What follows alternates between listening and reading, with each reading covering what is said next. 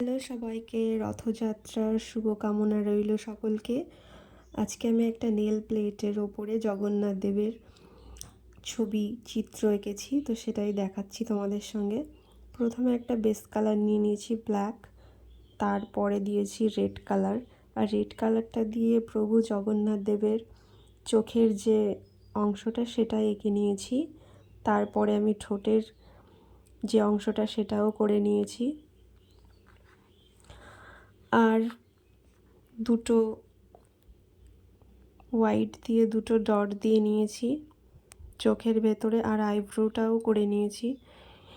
তার সঙ্গে সঙ্গে এখানে তিলকটা কেটে নিয়েছি। আর প্রভু জগন্নাথ দেবের দুটো চোখের মণি দিয়ে কত সুন্দর লাগছে, একটু সাজিয়ে নিচ্ছি। বেশি কিছু করিনি, খুব ছোট জায়গা। তো দেখো, দেখে বলো তোমাদের কেমন লাগলো। তারপরে টপ শাইন দিয়ে নিয়েছি, টপ শাইন দিয়ে কিওর করে নিয়েছি।